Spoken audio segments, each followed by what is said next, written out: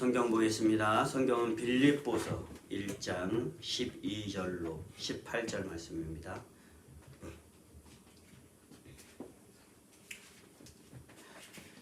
형제들아, 내가 당한 일을 도리어 복음 전파에 진전이 된 줄을 너희가 알기를 원하노라.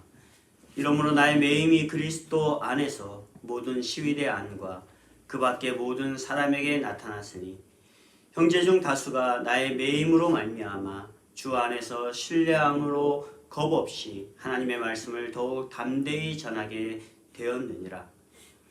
어떤 이들은 투기와 분쟁으로, 어떤 이들은 착한 뜻으로 그리스도를 전파하나니 이들은 내가 복음을 변증하기 위하여 세우심을 받은 줄을 알고 사랑으로 하나 그들은 나의 매임에 괴로움을 더하게 할 줄로 생각하여 순수하지 못하게 다툼으로 그리스도를 전파하느니라. 그러면 무엇이냐? 거칠애로 하나 참으로 하나 무슨 방도로 하든지 전파되는 것은 그리스도니 이로써 나는 기뻐하고 또한 기뻐하리라. 아멘. 오늘 우리가 읽은 이 말씀을 가지고 전진하는 복음이라는 제목으로 우리 목사님께서 말씀 전하시겠습니다.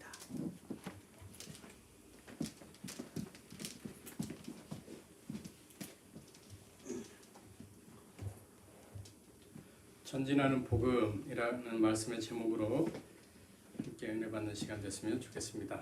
전진이라고 하는 말, 앞으로 나아간다라는 뜻입니다. 앞으로 나아간다. 하나님께서 참 좋아하시는 말입니다. 걸리적거리는 것이 있어도, 거추장스러운 것이 있어도, 방해거리가 있어도, 골치 아픈 것이 있어도, 속이 쓰리는 아픔이 있어도, 지금과 같은 코로나가 있어도, 또 심지어 영적으로 무겁고 얽매는 죄가 있다 해도 그런 것에 무릎 꿇지 아니하고 앞으로 나아가는 것, 그것이 전진입니다. 승리의 축복, 성취의 축복, 목표 달성의 축복, 꿈과 비전의 축복, 성공의 축복, 부흥의 축복. 지금 말씀드린 이것들이 가진 공통점은 하나같이 전진할 때 받게 되는 결과입니다. 전진할 때 승리의 축복이 있고, 전진할 때 성취의 축복이 있고, 전진할 때 목표 달성의 축복이 있고, 전진할 때 꿈과 비전의 축복이 있고, 전진할 때 성공의 축복이 있고, 전진할 때 부흥의 축복이 있다라는 겁니다. 이런 축복 다 받으시기를 바랍니다. 무엇보다도 복음과 함께 전진하는 축복의 삶 사시는 여러분이 되시기를 바랍니다. 후퇴라고 하는 말, 이 말의 뜻은 뒤로 물러난다라는 겁니다. 하나님이 안 좋아하시는 말씀이세요. 그래서 하나님은 후퇴하는 백성 안 기뻐하십니다. 히브리서 10장의 38절 말씀에 보면 나의 의인은 믿음으로 말미암아 살리라. 또한 뒤로 물러가면, 후퇴하면 내 마음이 그를 기뻐하지 아니한다. 이렇게 하나님 말씀하십니다. 왜 그러실까요? 하나님의 백성은 전진하는 자이기 때문에 그렇습니다. 믿음으로 전진하는 자이기 때문에 하나님의 백성은 전진해야지 후퇴하면 하나님이 안 기뻐하신다라는 겁니다. 출애굽한 이스라엘 백성이 가나안을 향해서 전진을 합니다. 그런데 홍해를 만나죠. 설상가상으로 애굽의 왕인 바로가 이스라엘 백성의 턱 밑에까지 쫓아오는 상황까지 벌어집니다. 이스라엘 백성은 기겁하고 맙니다. 그런데 그때 하나님께서 하시는 말씀이 있습니다. 전진하라 였습니다. 출애굽기 14장 15절로 16절 말씀에 보면 여호와께서 모세에게 이르시되 이스라엘 자손에게 명령하여 앞으로 나아가게 하고 라고 말씀하셨어요. 앞으로 나아가게 한다. 전진하라 라는 말씀입니다. 그래서 하나님이 가지고 계신 딕셔너리 찾아보면 후퇴라고 하는 단어는 아무리 봐도 안 나옵니다. 물론 하나님이 딕셔너리를 안 가지고 계시지만 하나님에게는 후퇴라는 단어 자체가 없어요. 전진이라고 하는 것은 하나님이 잘 아시지만 후퇴라고 하는 말은 모르세요. 하나님의 말씀을 따라 그래서 이스라엘 백성이 홍해를 향해 전진했더니 어떻게 됐습니까? 홍해가 갈라지는 기적이 일어났습니다. 전진하면 기적이 따라옵니다. 전진하면 축복이 있다라는 겁니다. 하나님의 백성은 어떠한 상황을 만나도 그래서 전진해야 한다라는 겁니다. 전진하여 기적도 맛보시고 전진하여 축복도 체험하시는 여러분이 되시기를 바랍니다. 복음, 그럼 복음은 어떨까요? 복음에는 후퇴가 없습니다. 오직 복음은 전진만 있습니다. 사도 바울, 복음과 함께 일평생 살아가는 사람입니다. 사도 바울의 삶은 그래서 오직 복음 때문에 전진만 있었습니다. 더 정확하게 말하면 복음이 사도 바울로 하여금 전진하는 삶을 살아가게 한 겁니다. 복음이 사도 바울의 손을 붙잡고 그의 삶을 전진하는 삶으로 끌어갔다라는 겁니다. 그런데 지금 사도 바울이 어떠한 상황 가운데 있습니까? 오늘 본문 말씀에 보면 매어 있다라고 말을 합니다. 13절 말씀에 나의 매임, 14절에도 나의 매임, 17절에도 나의 매임. 이처럼 사도 바울이 매어 있다라고 말합니다. 예, 지금 사도 바울은 로마 감옥에 묶여 있습니다. 로마 감옥에 있어요. 더 이상 육신적으로는 전진할 수 없는, 앞으로 나아갈 수 없는 상황 가운데 처해 있다라는 겁니다. 그러면 사도 바울과 함께 사도 바울로 하여금 전진의 삶을 살게 한 그 복음은 어떻습니까? 놀랍게도 사도 바울 자신은 묶여 있고 매어 있었지만 복음은 여전히 전진하고 있다라고 고백을 합니다. 오늘 보면 12절 말씀, 형제들아 내가 당한 일이, 로마 감옥에 매어 있는 일이 도리어 복음 전파에 진전이 있다라는 것은 너희가 알기를 내가 원한다라고 말합니다. 복음이 전파되는 것이 진전이 있다라는 거예요. 전진하고 있다라는 말입니다. 매어 있지 않다라는 겁니다. 그 증거가 복음이 아직도 나는 매어 있으나 복음은 여전히 증거되고 있다, 전파되고 있다라는 겁니다. 어떻게 그 모습이 나타나고 있습니까? 복음 전진의 모습은 다양하게 나타나고 있는데 하나는 로마 감옥의 경내에서, 로마 감옥 안에서 사도 바울을 통하여 복음이 중단되지 않고 매이지 않고 전진하며 전파되고 있었습니다. 13절 말씀, 이러므로 나의 매임이 그리스도 안에서 모든 시위대 안과 그 밖에 모든 사람에게 나타났다. 비록 나는 로마 감옥에 매여 있지만 나는 그 안에서 복음을 전했더니 그 복음이 전진하여 모든 사람들에게 들려지고 있었다. 이렇게 말을 합니다. 또 다른 복음의 전진의 모습은 로마 감옥 밖에서 여러 형제들을 통해서 복음이 중단이 안 되고 안 매이고 전진하고 전파되고 있었다. 14절에 말씀합니다.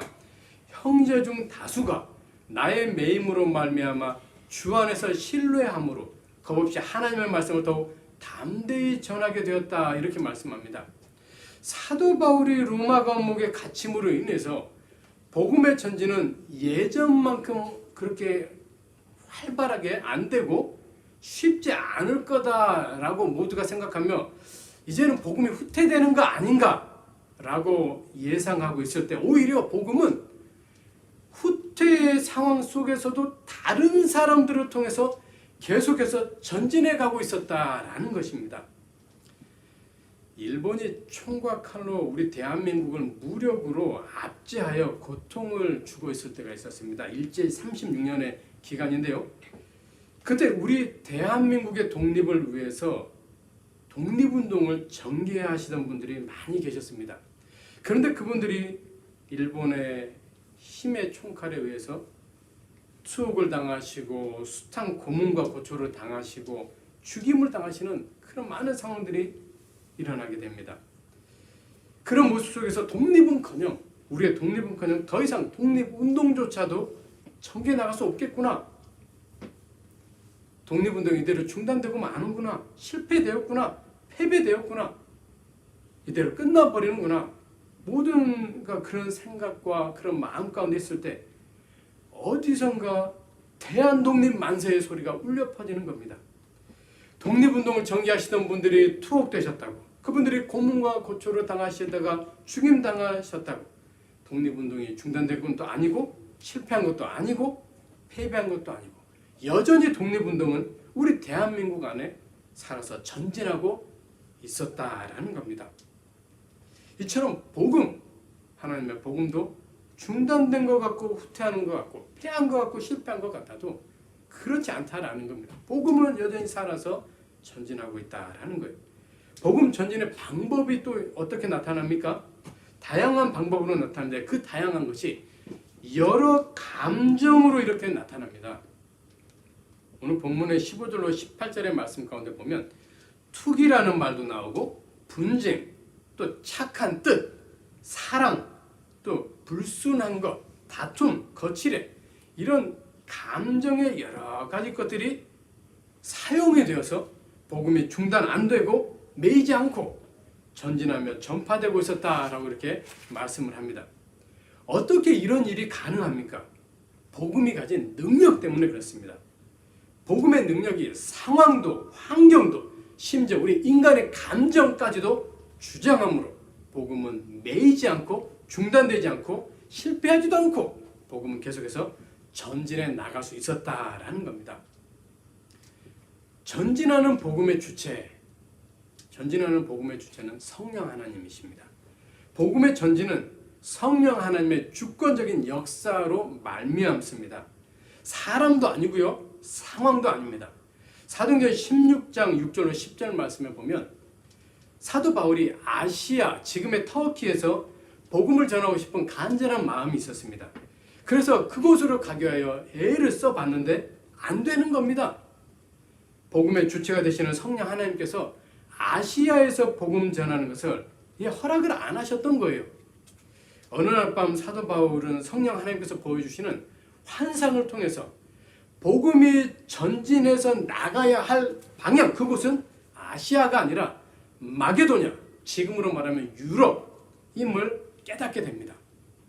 그래서 복음이 유럽으로 먼저 전파가 되게 된 겁니다. 사도 바울을 통한 복음의 전진은 성령 하나님의 주권적인 역사하에서 이와 같이 진행되고 있었다라는 겁니다.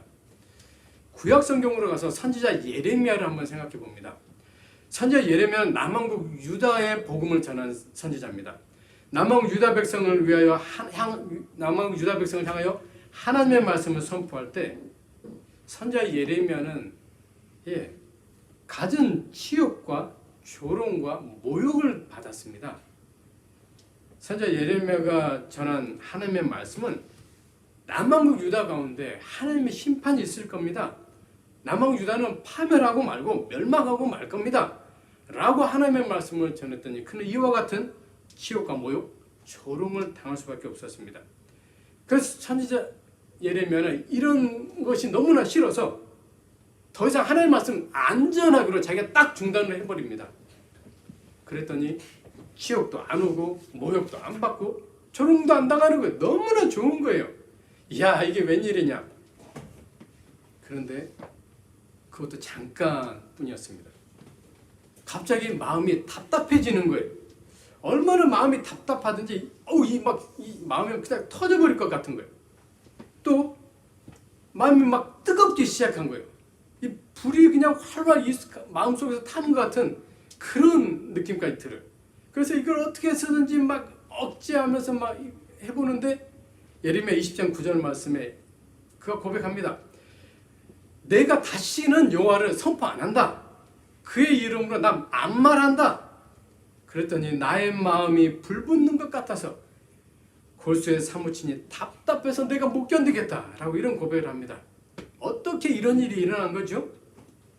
성령 하나님께서 하나님의 말씀, 즉 복음으로 선지자 예레미야의 마음에 불을 지르신 거예요. 불을 지르신 거예요. 아니, 성령 하나님의 부르심을 받은 그날부터 선지자 예레미야의 마음은 이미 복음으로 불이 타고 있었던 겁니다. 그러니 그가 그 뜨거운 그 불길이 이 마음속에서 타고 있는데 중단한다고 그것이 멈춰지겠습니까? 이와 같이 선지자 예레미야를 통해서 남왕국 유다의 복음의 전진은 성령 하나님의 주권적인 역사 가운데서 진행되고 있었다는 겁니다. 또 초대교회로 돌아가 봅니다. 성령과 지혜가 충만하고 칭찬받는 스데반 집사님을 우리가 기억합니다. 스데반 집사님의 순교와 함께 예루살렘 교회는 큰 어려움에 직면합니다. 그래서 다들 예루살렘을 떠나서 사방으로 흩어집니다. 사도행전 8장 1절과 3절 말씀에 보면 그날에 예루살렘에 있는 교회에 큰 박해가 있어서 사도 외에는 다 유다와 사마리아 모든 땅으로 흩어졌다. 그리고 사울이 교회를 잔멸하고 있다라고 이렇게 말씀을 합니다. 예기치 못한 큰 어려움으로 인해서 복음이 더 이상 전진하지 못하고 후퇴하는 그런 상황같이 보입니다. 복음이 중단된 것 같고 복음이 실패한 것 같고 복음이 패배한 것 같습니다. 심지어 교회도 더 이상 전진하지 못하고 후퇴하는 것 같습니다. 교회가 중단된 것 같고 실패한 것 같고 교회가 패배한 것 같아 보입니다. 그런데 이상한 현상이 나타납니다.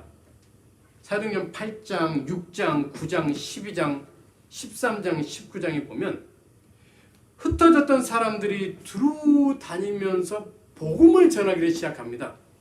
하나님의 말씀이 점점점 왕성해져 갑니다. 하나님의 교회가 평안하여 가고 든든히 서가고 그 수가 마구마구 늘어납니다. 하나님의 말씀이 흥왕해서 더해져 갑니다. 하나님의 말씀이 두루두루 퍼지고 하나님의 말씀이 힘이 있고 흥왕해서 세력을 더합니다.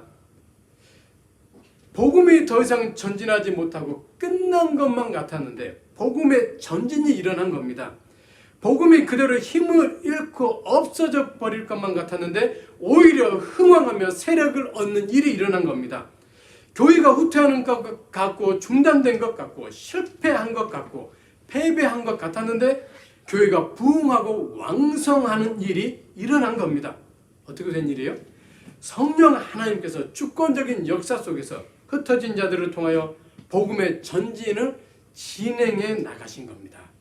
성령 하나님께서 주권적인 역사로 복음의 전진을 통해서 교회를 부흥하게 하시고 교회를 흥황하게 하신 것입니다. 그래서 전진하는 복음의 주체는 성령 하나님이시다라는 겁니다. 지금도 성령 하나님께서는 주의 교회들을 이 복음으로 전진시켜서 부흥케 하시고 흥황케 하시고 이 사역을 하고 계신다라는 겁니다. 두 번째로 전진하는 복음의 중심은 예수 그리스도입니다. 신구약 성경 66권의 중심은 예수님입니다. 예수 그리스도입니다. 복음의 대주제도 예수님입니다. 복음의 핵심도 예수님의 십자가의 죽으심과 부활입니다. 복음의 주체가 되시는 성령 하나님께서 복음을 통해서 증거하시는 것, 예수님 말고 없습니다. 예수님의 십자가의 죽으심과 부활을 성령 하나님께서 증거하고 계신다라는 겁니다. 사도 바울이 로마 감옥에 매여 있을 때 여러 사람들이 그들 나름의 모양과 방법으로 복음을 전하는데 그 복음의 초점이 역시 예수님이셨습니다. 오늘 본문 15절에 그리스도를 전파한다. 17절에 그리스도를 전파한다. 18절에도 전파되는 것은 그리스도다라고 말씀을 합니다. 사도 바울뿐만 아니라 다른 사람들도 복음을 전하는데 하나같이 증거되는 그 복음의 내용과 핵심과 중심 주제를 보니까 예수 그리스도였다라는 겁니다. 왜 그렇습니까? 복음의 주체가 되신 성령 하나님께서 예수님만 증거되도록 예수님의 십자가의 죽으심과 부활만 전해지도록 역사하시기 때문에 그렇습니다. 사도 바울도 그렇습니다. 사도 바울이 전한 복음의 주제도 역시 예수님의 십자가의 죽으심과 부활 전혀 이것에서 벗어나지 않습니다. 고린도서 1장 23절 우리는 십자가에 못 박힌 그리스도를 전한다 이렇게 말씀합니다. 고린도전서 2장 2절에서도 내가 너희 중에 예수 그리스도와 그가 십자가에 못 박히신 것 외에는 나 전하지 않는다. 나 그것만 전하고 있다라는 말이에요. 고린도서 4장 5절에서도 우리가 전파하는 것은 그리스도 예수께서 주가 되시는 것, 우리의 주님이 되신 것을 전하고 있다. 갈라디아서 6장 14절에서도 내가 전하는 것은 우리 주 예수 그리스도의 십자가 외에 나 자랑하지 않는다. 나 그것만 전하고 있다.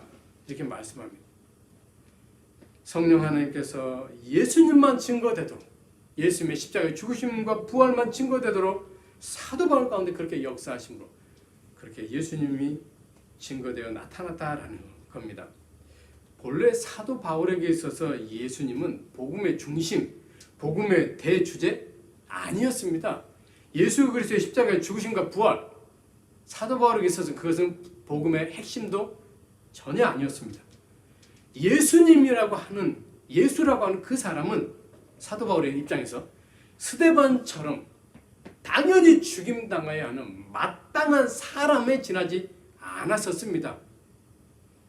그래서 사도 바울은 예수님을 믿는 사람이라고 하면 무조건 잡아서 핍박하고 박해하고 감옥에 가둬버리는 그런 일에 무진장 앞장섰던 아주 열심을 다했던 그런 사람이었습니다. 그런데 어느 날 그가 다메섹으로 가는 도상에서 부활하신 예수님을 만나게 됩니다. 예수님께서 찾아오신 거죠. 꿈에도 생각하지 못했던 놀라운 사건을 그가 거기서 경험합니다. 그것은 사도 바울에게 있어서 엄청난 은혜였고 축복이었습니다. 한순간에 예수님은 사도 바울에게 있어서 복음이 되셨고 사도 바울이 전하는 복음의 중심과 주제가 되셨고 사도 바울이 전하는 복음의 핵심이 되었던 것입니다. 그로 인해서 사도 바울이 가는 곳마다 예수님과 예수님의 십자가의 죽으심과 부활을 전하는 그 복음의 핵심을 그는 선포했던 겁니다. 복음이라고 하는 말은 우리말로 바꾸면 복된 소식, 좋은 소식, 영어로 굿뉴스라고 합니다. 누가복음 2장 10절에 보면 큰 기쁨의 좋은 소식이라고 하는 말이 나옵니다. 누가 한 말입니까? 천사가 한 말입니다. 그때가 언제입니까? 예수님께서 탄생하셨을 때입니다. 그렇다면 큰 기쁨의 좋은 소식은 예수님의 탄생을 말하는 것, 다시 말하면 복음인 것이고 복음의 중심과 대주제가 되시는 예수님을 말하는 겁니다. 그래서 예수님은 복음의 중심이 되시고 주제가 되시며 예수님의 십자가의 죽으심과 부활은 복음의 핵심이 되는 겁니다. 전진하는 복음이 목적하는 바는 구원입니다. 하나님께서 이 세상을 보시면서 가장 관심을 가지시는 것이 있습니다. 그것은 택자 구원입니다. 누가복음 15장에 보면 예수님의 비유 3가지가 나옵니다. 하나는 잃은 양 한 마리를 찾는 비유고 또 하나는 잃은 드라크마 하나를 찾는 비유며 마지막 하나는 둘째 아들인 탕자의 비유입니다. 이 3가지의 비유에서 공통적으로 말하고 있는 것은 예수님께서 말씀하시고 있는 것은 택자를 향한 구원을 말씀하고 있습니다. 하나님께서 택자를 구원하는 방법은 뭘까요? 하나님이 택자를 구원하는 방법은 복음입니다. 십자가의 도 이것 말고 택자를 구원하는 방법이 하나님은 없습니다. 이것 말고 없어요.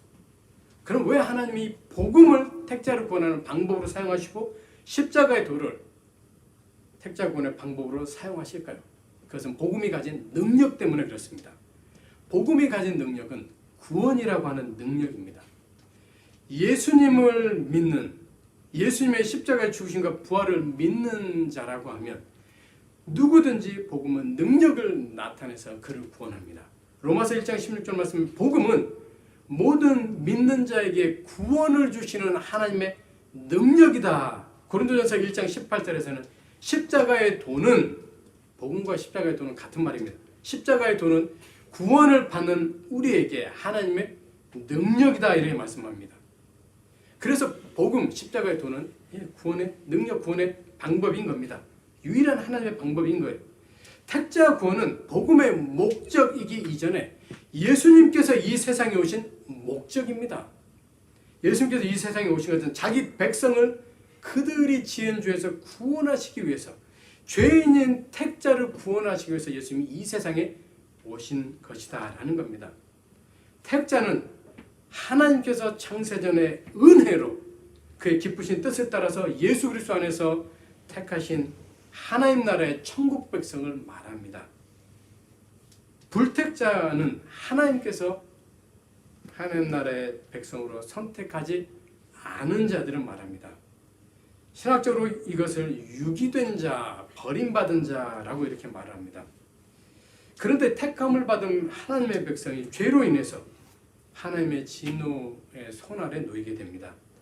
그러나 하나님께서는 사랑과 은혜를 베푸셔서 택한 백성을 죄에서 구원할 메시아를 보내시기로 약속을 하십니다. 때가 되어서 하나님께서는 그 약속하신 바대로 택한 백성을 죄에서 구원하시기 위하여 메시아를 이 세상에 보내십니다. 그분이 바로 예수님이십니다. 이 세상에 오신 예수님께서는 십자가에 흘리신 피로 택한 백성의 죄를 완전히 씻어서 거룩한 백성이 되게 하시고 부활하심으로 택한 백성으로 하여금 영원한 생명을 얻게 하셔서 택자와 구원을 완성하십니다. 하나님께서는 두 번 다시는 예수님을 십자가에 죽게 하심으로 택자를 구원하는 그 방법이 아닌 복음을 통해서 복음을 믿음을 통해서 택자를 구원하는 그 일을 행하십니다. 그래서 예수님의 십자가에 죽으심은 단 한 번의 사건이고 두 번 다시 없는 사건. 오직 복음을 통해서 그 후로는 복음을 통해서만 구원을 받도록 우리 하나님께서 작정하신 것입니다. 그래서 구원은 택자의 구원은 예수 그리스도를 믿음으로만 이루어지는 겁니다. 그것 말고 다른 것으로는 절대로 택자가 구원받는 택한 백성이 구원받는 일은 없습니다. 사도행전 4장 12절의 말씀에 다른 이로서는 구원을 받을 수 없다. 천하 사람 중에 구원받을 만한 다른 이름 오직 예수님 이름 말고는 우리에게 주신 일이 없다. 요한복음 3장 16절 하나님이 세상을 이처럼 사랑하사 독생자를 주셨으니 이는 그 독생자를 믿는 자마다 멸망하지 않고 영생을 얻게 하신다. 요한복음 14장 6절 말씀 내가 곧 길이요 진리요 생명이니 나로 말미암지 않고는 아버지께로 올 자가 없다. 사도행전 16장 31절 말씀에 주 예수를 믿으라. 그리하면 너와 내 집이 구원을 받으리라. 복음의 주체신 성령 하나님께서는 오늘도 택한 백성이 복음을 듣고 믿어서 구원을 얻도록 역사하고 계십니다. 그래서 영생을 주식으로 작정된 자, 즉 택자는 복음을 들음으로 믿고 다 구원을 받게 되는 것입니다. 택자 구원을 위하여 성령 하나님께서는 복음이 늦추어지거나 멈추어지는 일이 없도록 계속해서 복음을 전진시키고 계십니다. 전진하는 복음의 그 끝, 전진하는 복음의 끝은 어디일까요? 땅끝입니다. 땅끝. 복음은 언제까지 전진해 갑니까? 세상 끝날까지 복음은 전진해 갑니다. 더 정확하게 말하면 택자의 구원이 완성될 때까지 복음은 전진해 갑니다. 그럼 복음이 택자 구원이 완성될 때까지 전진해 가는 곳, 그곳은 어디입니까? 땅끝입니다. 땅끝. 왜 땅끝일까요? 땅끝인 그곳에 거기에 택자가 있기 때문에 그렇습니다. 택자 구원 때문에 복음은 세상 끝날까지 땅끝까지 계속해서 전진해 가야 하는 겁니다. 그래서 예수님께서 이런 말씀하셨잖아요. 사도행전 1장 8절에 예루살렘과 온 유대와 사마리아와 땅끝까지 이르러서 복음의 증인이 되라 그렇게 말씀을 하셨습니다. 마태복음 28장 19절에서도 모든 민족을 제자로 삼으라 이렇게 말씀하셨고 마가복음 16장 15절에서도 너희는 온 천하에 다니며 만민에게 복음을 전파하라고 말씀하셨습니다. 땅끝 어디일까요? 복음이 가야 하는 마지막 그 땅끝 어디일까요? 그 땅끝은 나 자신일 수도 있습니다. 우리 가정일 수도 있고요. 또 내가 속한 직장일 수도 있고 나의 사업장일 수도 있고 내가 다니는 학교일 수도 있습니다. 오늘 내가 있는 그곳이 땅끝일 수 있습니다. 있는 그곳에서 그래서 우리는 복음이 전진한 그 일을 우리는 수행해야 된다라는 겁니다. 복음의 주체이신 성령 하나님께서는 오늘 또 복음이 땅끝까지 온 천하의 모든 민족에게 만민에게 각 나라와 족속과 백성과 방언에게까지 이 복음이 전진해 가서 택자가 구원되도록 성령 하나님 그렇게 역사하고 계십니다. 마지막으로 전진하는 복음을 수종드는 축복자로 우리는 하나님의 부르심을 받았습니다. 복음을 수종드는 축복자가 우리다라는 거예요. 우리는 복음의 중심이시오 대주제신 예수 그리스도를 또 복음의 핵심이신 예수님의 십자가의 죽으심과 부활을 가진 그런 축복자들입니다. 아무나 가질 수 없는 오직 택함 받은 자들만 가질 수 있는 이 엄청난 보화를 우리는 품고 있는 자들입니다. 복음의 주체이신 성령 하나님께서는 우리를 통해서 복음을 수종드는 축복자로 우리를 그렇게 부르신 겁니다. 복음을 수종드는 것은 세상 끝날까지 복음이 땅끝까지 전진해 가서 택자 구원이 이루어지도록 힘쓰는 것, 그것이 복음을 수종드는 것입니다. 그래서 복음의 주체이신 성령 하나님께서는 우리를, 복음을 수종드는 우리를 각 가정에 세우신 거예요. 또 직장에, 사업장에, 학교에 우리를 세우신 겁니다. 무엇을 하도록? 그곳에서 복음이 전진해 가고 그곳에서 택자 구원이 일어나도록, 복음화가 일어나도록 우리를 가정과 직장과 사업장, 학교에 우리를 보내셨다라는 겁니다. 그래서 우리는 우리가 속한 그곳에서 택자 구원이 이루어지도록 복음화에 우리는 힘을 써야 되는 것입니다. 특별히 복음의 주체인 성령 하나님께서는 복음을 수종드는 축복자로 우리를 복음 운동과 택자 구원 운동의 심장부가 되는 교회에 세우셨다라는 겁니다. 교회의 존재 이유는 복음을 통한 택자 구원에 있습니다. 교회는 노아 방주와 같습니다. 노아 방주는 구원이 되시는 예수 그리스도를 예표합니다. 교회는 택자 구원을 위해서 복음의 주체가 되시는 성령 하나님께서 준비하신 구원의 방주인 것입니다. 어느 곳에 있든지 오늘 내가 있는 그곳이 땅끝일 수도 있다라는 그런 마음으로 우리는 복음이 전진하여 가고 또 택자 구원은 이루어지도록 힘을 다해야 된다라는 것입니다. 성도님 여러분, 전진하는 복음의 주체 성령 하나님이라고 했습니다. 전진하는 복음의 중심 예수 그리스도요, 예수 그리스도의 십자가의 죽으심과 부활이라고 했습니다. 전진하는 복음의 목적은 택자 구원이라고 했습니다. 전진하는 복음이 가야 하는 그 끝은 땅끝이라고 했습니다. 우리는 전진하는 복음을 수종드는 축복자로 부름을 받은 자들이라고 했습니다. 복음의 주체이신 성령 하나님의 부르심을 받들어서 우리는 복음을 수종드는 축복자답게 복음의 중심이신 예수님을 증거하며 택자 구원의 성취를 위해서 힘쓰며 애쓰며 그렇게 살아가는 우리 모두가 되셨으면 좋겠습니다.